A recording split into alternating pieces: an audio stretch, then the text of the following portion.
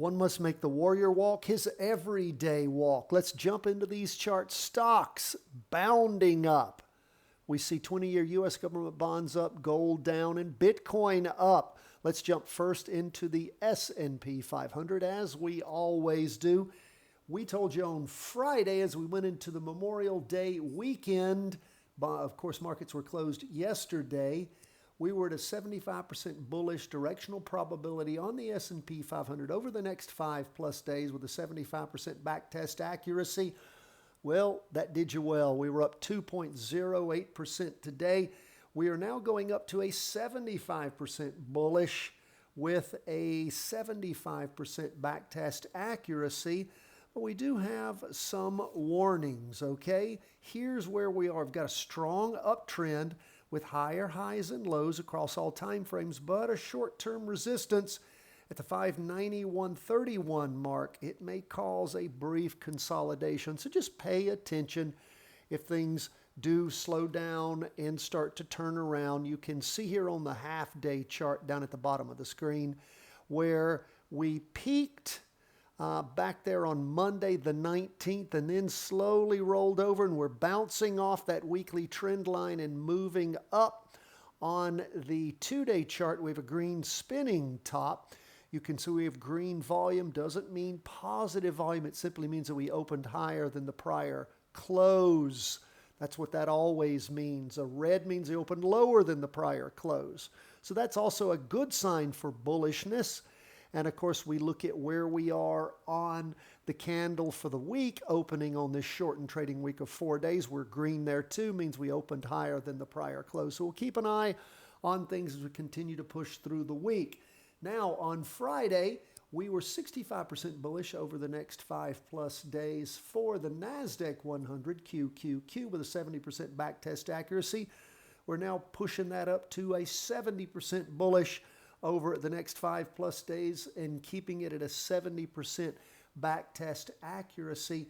Where does that leave us? Well, we have uptrends with higher highs and lows, but again, we're nearing some resistance, and that is at the 521.71 mark. So again, not very far, about 50 cents from where we are now. Hopefully, we'll push through that. Might see some bouncing off, but you can see how, again, just like with the S&P, we've moved away from that weekly trend line. Here, we don't even have a green spinning top, unlike the S&P. On the NASDAQ 100, we just have a green up candle on the 2-day chart. And again, green volume for the start of this week. So we'll keep our eye on things, but they are moving in the right direction, in the same direction we've been set on here for the last many, many days. Now, let's move on from stocks to bonds. Now, bonds, we've been in a downtrend for the last 3 weeks. You can see that things have gone started on Friday, started moving up a little bit into the green, and then today really bounding up on bonds, 1.40%. We're still below the weekly trend line. We've got a red spinning top forming. That could change as the week goes along, the shortened trading week of only 4 days. We have a green up candle, first one we've seen in many days on the 2-day chart. Now, where does that leave us? We are still bearish at 80% with an 85% backtest accuracy on bonds. Doesn't mean it's perfect. Doesn't mean it's going to have to go in that direction. But let me tell you a little bit more about where we are. The high on the 1 week, lower on the 2-day, and the 195-minute chart are suggesting fading momentum in the downtrend. Price action is down with lower lows, but the 2-day and the 195-minute charts are showing early signs of a bounce near the support level of $84.76. We closed at $85.73. So keep your eye on things. Could be bouncing and turning. Don't know. This is just the first day of really strong up movement. Second day of some up movement, still below the weekly trend line. We saw things move up when? Back on the morning and afternoon of the 25th.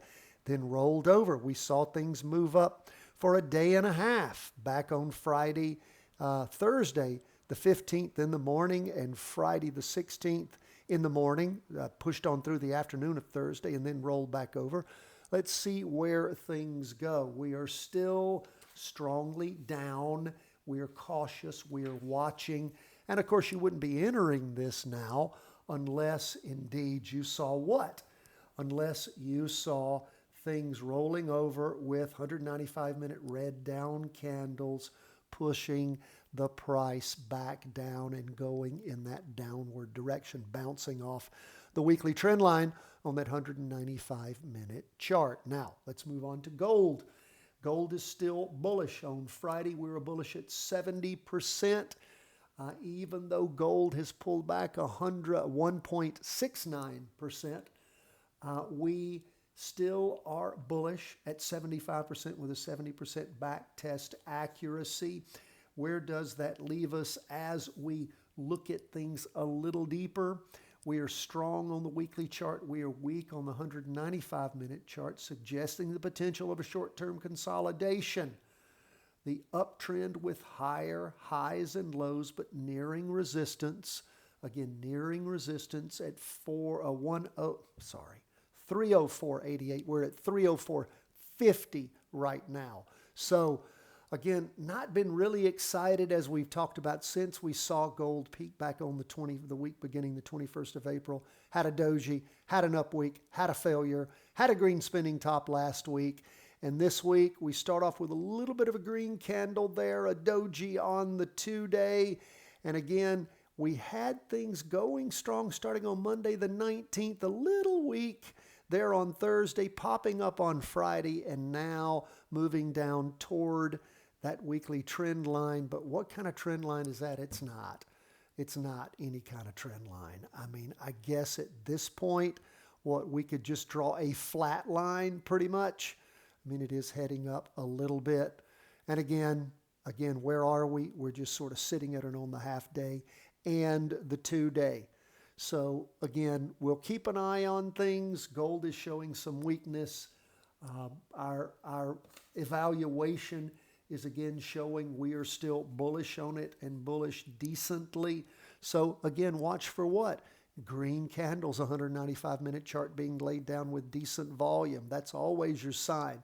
In a renewed up move, you want to see 2 of those. And again, if you see that happening and gold getting strong again, great. Otherwise, it's just through this sideways slip. Now, lastly, we will go to HODL. On Friday, we were 70% bullish, 75% backtest accuracy over the next 5 days. Today, we are 75% bullish, 75% backtest accuracy over the next 5 days, up 1.20%. Now, again, the high last week, 31.70. This week, 31.34. So we've not hit the high yet, but we have green volume. We have a green up candle on the weekly, green up candle on the 2-day, but not hitting the high from last week yet. We can see where things peaked up there on Thursday, dropped over on Friday, trying to get a little more momentum back on Monday. We'll keep our eye on Bitcoin as it just chugs along.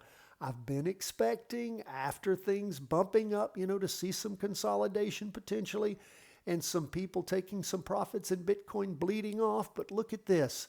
1, 2, 3, 4, 5, 6, 7 going into week 7 of just stair steps moving up. If you've been in Bitcoin with us this whole time, it's been beautiful.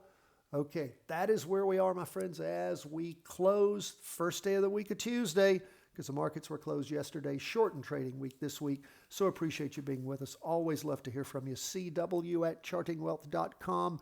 Patreon members, thank you for all of your support. First thing you get if you become a Patreon member at any of the 3 support levels is you get my book.